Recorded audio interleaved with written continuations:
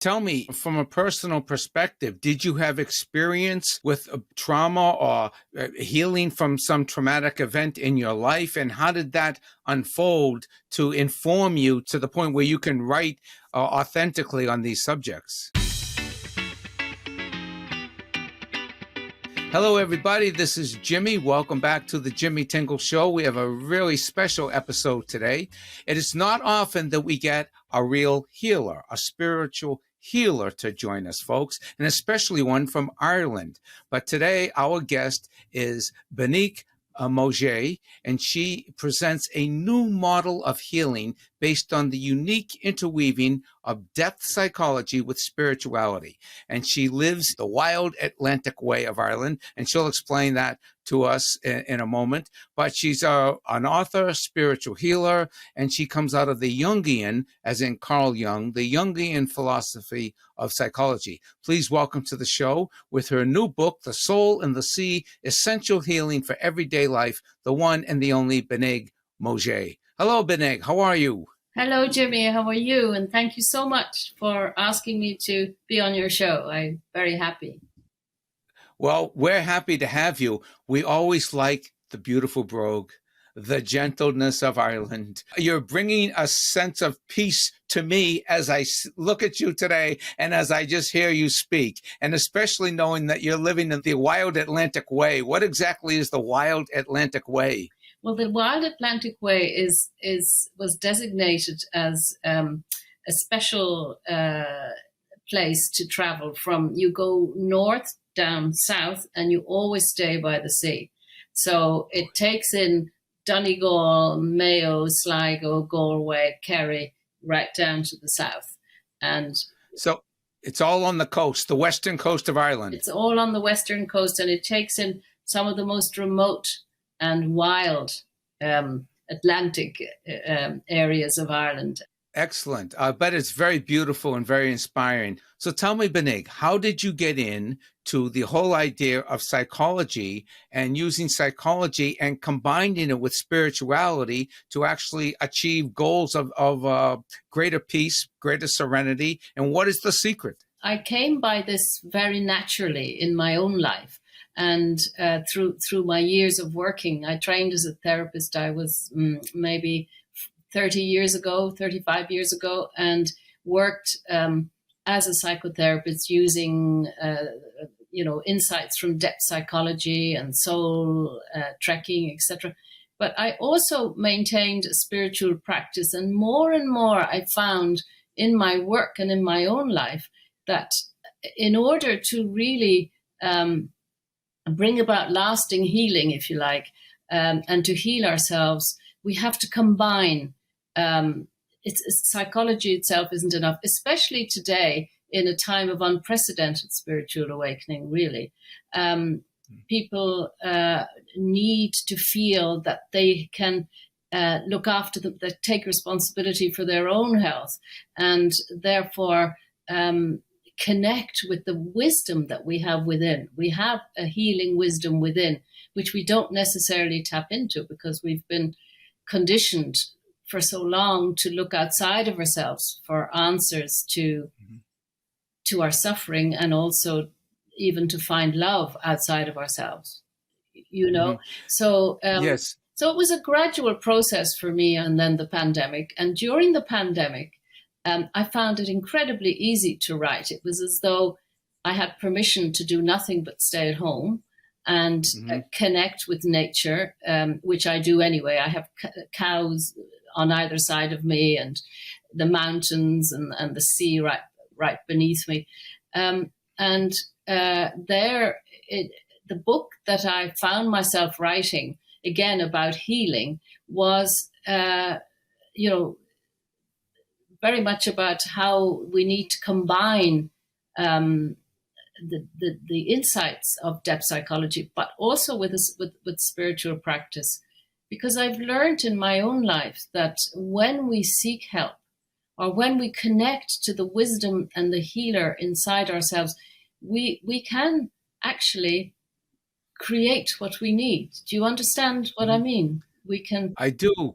Tell me, from a personal perspective, did you have experience with trauma or healing from some traumatic event in your life, and how did that unfold to inform you to the point where you can write authentically on these subjects? Yeah, well, I had no one episode, but I would say my birth definitely would have been a marker for me, formative, because I was born very premature in the middle of the west of Ireland in the 50s, when there was very little medical help. And so I was in an incubator for a long time, and life wasn't particularly easy. And I guess other experiences like divorce and breakdown of relationships, that sort of led me to look at what is this? How can we actually heal ourselves? Because we all have emotional complexes or baggage or issues, and we all want to heal ourselves so that we can have more empowered and spiritual lives, if you like. I found so much inspiration in nature because we were so close to nature, and we didn't have much growing up. My parents were refugees in inverted commas because they came to Ireland after the Second World War, and the land was very poor in terms of being able to make a living. And you learn how to be resilient and how to really connect with your inner resources. So tell me about nature. Tell me about how being out in nature can actually help bring healing, solace, more serenity. How does that work? I think it works because when you are outside, if you give yourself time to just be and sit down on a rock or walk along the beach, you're connecting with something elemental, which is actually in you too. The heartbeat of the world. Nature, as it has cycles like we have. It grows, and the sea comes in and it goes back, and there's a great wisdom in nature as well as the animals.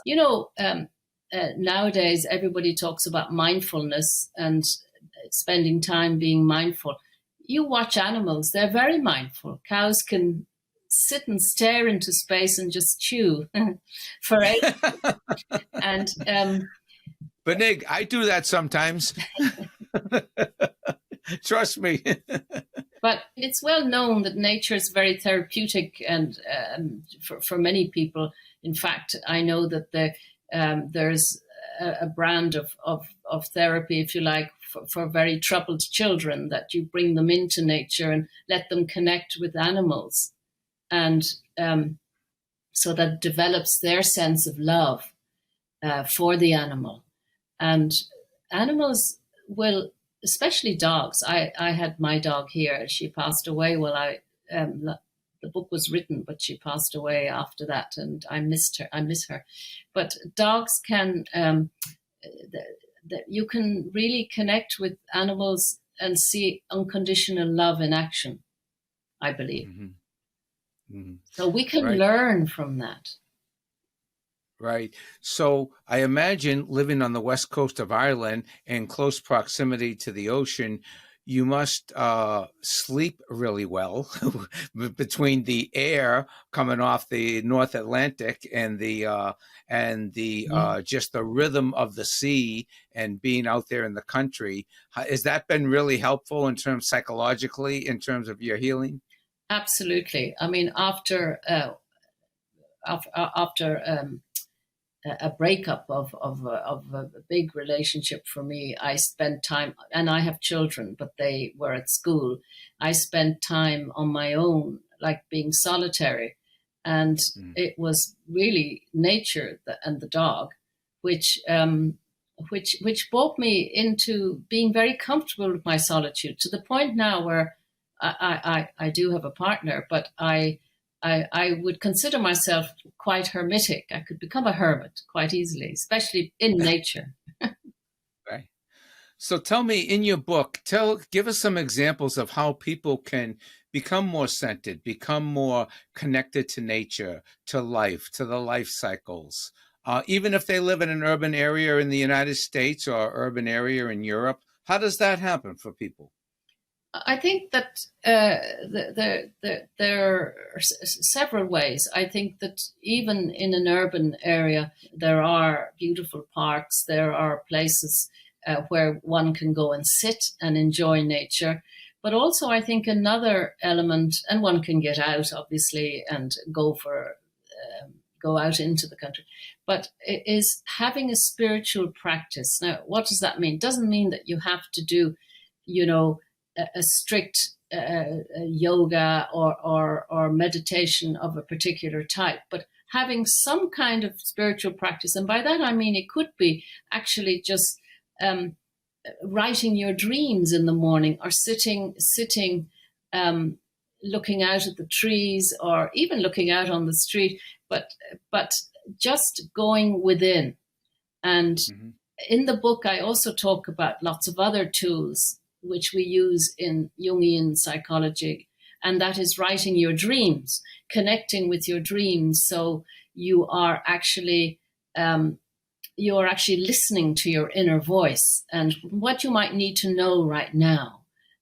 So writing your dreams, or just spending every day some time to be with yourself and going within. And writing it down. Do you have experience with a connection to a higher power or a god or any formal religion or organized religion? Or is that part of it? Can that be part of somebody's healing process? I think it can. I think it can, but in my case, we were nominal Catholics, if you like. But I don't see religion necessarily as spiritual. I see that as more dogmatized spirituality. I think I go by the words of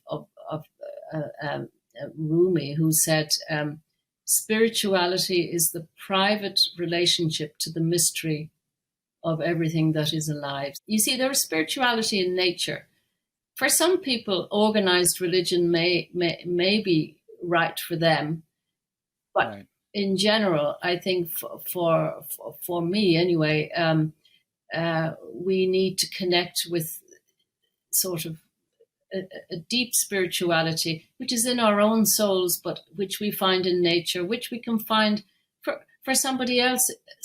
Their spirituality might be listening to a wonderful piece of music, anything which takes you out of the material and into the more transcendent realm, because that's right. Where the healing happens.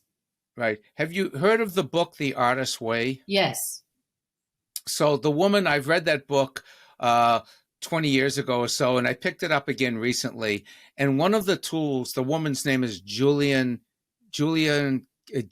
Cameron. That's right. I believe her name is Julia Cameron. And she wrote the book in the early 1990s, I think. Anyway, it's The Artist's Way. And one of the tools that they use in The Artist's Way is journaling.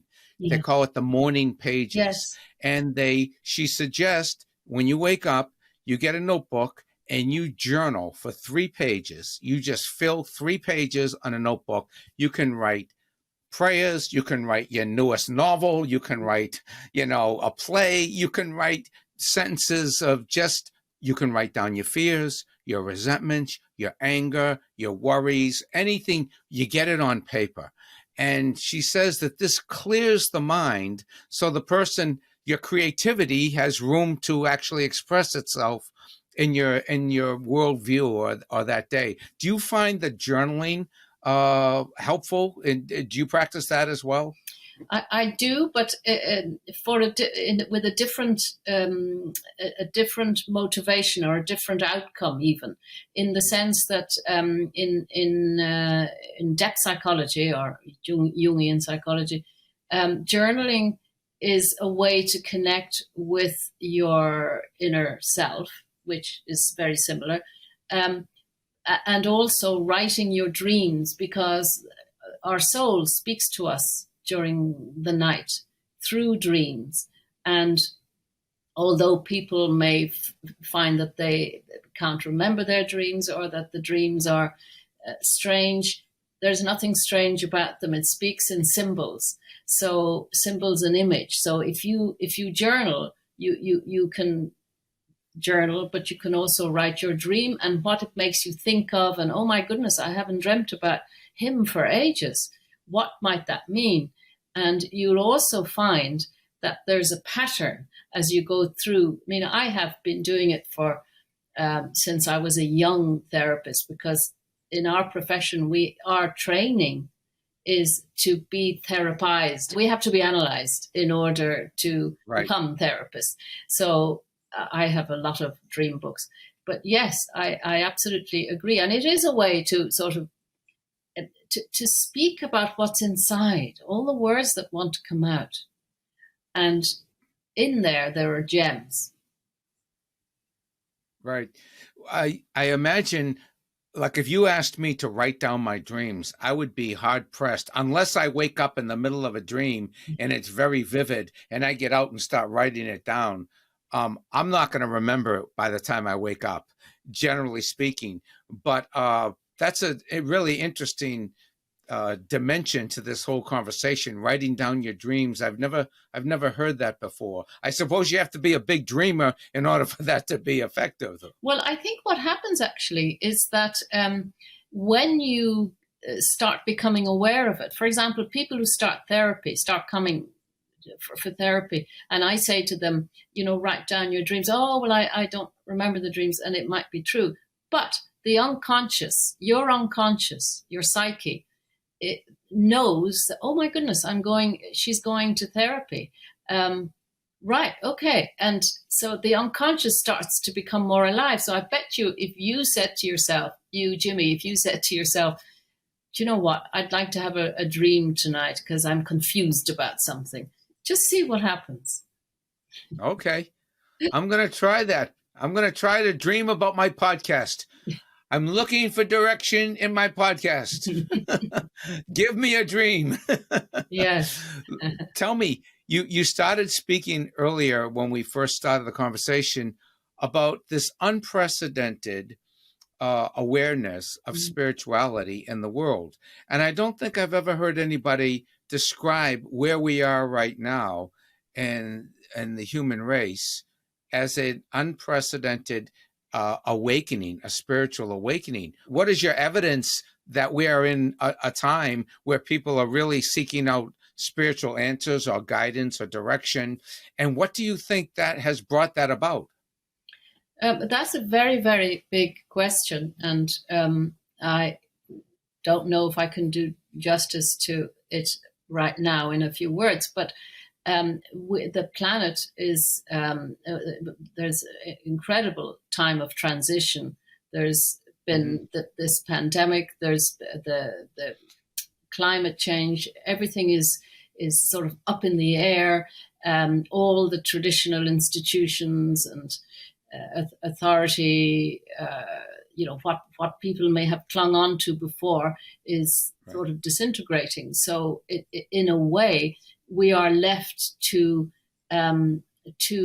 actually, I think it's like being pushed to awaken to our own possibility, to what we can do, to how we can heal ourselves, to our own wisdom, to evidence. You're asking for some kind of evidence. I mean, nowadays, very many people are looking for alternative healing modalities, books on spirituality, wellness, healing, meditation. Like when I was growing up, there was no such thing as meditation or mindfulness. Now they bring it into schools even to tell children, to be more mindful. So there is a sense that we are getting closer to that because we don't have much time to do, we can't keep looking outside of ourselves. It's not working, really. Right. Materialism is finite in terms of what the happiness or the joy it can bring us, even the security that it can bring us. It can be very fleeting. So this is a positive development in the world, that people are looking inward and they're trying to find just some peace, some balance in their own lives, looking inward. I know that because of the nature of my work, I'm always connected to the news and to the media. And if you are just connected to the news and the media, after a while, you start thinking the whole world is in chaos. And I took a break in 2020. I took about 2 or 3 weeks, or a month, actually maybe a month and a half away from the media, just not obsessing about the news every day, not getting it on my phone, not checking all these different things. Like, it's not like world peace is going to break out and I'm going to miss it. But I have to tell you, by taking 3 weeks or so off from not engaging in things that I can't control, I felt much better. That's absolutely it. Absolutely it. And I think that the pandemic gave a lot of people pause to think and to actually think about what's important, what really is important, such as who you love, your friends. I don't know whether you remember this, but at the very beginning, Italy was very badly hit and was in a very severe lockdown. And we were getting images of all the Italians standing on their balconies in the big cities, in their apartments, singing. Yes. It was very moving because it's the connection, the human connection. So I think a change was happening and people realizing what is actually important is our hearts, actually, and our connection with each other. Right. Very well said. So, Benig, where can people get the book, and when is it going to be out and available online or in bookstores? So, book is called The Soul and the Sea: Essential Healing for Everyday Life. It is already in Amazon, available to pre-order. Amazon, Barnes and Noble, the usual outlets. You can order it now. It will be released on the 26th of this month, and I believe in the US it's the 1st of June, something like that. And if anybody wants to learn more about my work or my books, they can also go to my website, and I'm always very happy to have comments and to write letters to people. Oh, great. So if people connect to you on your website, you would respond back to them? I would, depending on what they say. Right. Very wise. Well, Benig, it's wonderful to have you today, and thank you so much for taking time out of your schedule and in the wild Atlantic way in the west coast of Ireland. Obviously, a very beautiful area. Just talking about it makes me want to go there. Oh, I hope you do come. Have you never been there? We have been. My wife and I went back in the 90s. We went to Ireland and we went around, and we actually went out to the western part of Ireland. But it makes just talking about it in the sea, there's something very spiritual and very healing and very soothing about just talking about nature. So you got us in a great mood today, and we very, very much appreciate it. And people can get the book, and there are tips and there is advice in there, and there is sort of some strategies on how to get yourself back connected to yourself and to the world around you. Yeah, and if I may add, Jimmy, that it's because I've had that feedback. I'm a poet, you see, so it's very easy to read. It's like reading poetry from the west of Ireland. Oh, good. Well, that's what we need in America. Poetry from the west of Ireland. Well, thank you so much for joining us today. I wish you the greatest success with the book and continued success in your personal journey of healing and equilibrium and life-work balance. I think we all need it. I say that for myself. That's why we do this podcast. It connects me with other people and connects us with things that are bigger than ourselves. So thank you so much. And thank you also. Thank you for the opportunity to speak with you. My pleasure. And by the way, all this material, all these links will be in the show notes to Benig's website, to the book, how you can get it, a synopsis of the book, and all her different social media platforms as well. So thanks, everybody, for joining us for another episode of the Jimmy Tingle Show. We will see you next week, and we have more wonderful guests coming. So stay tuned. Thanks.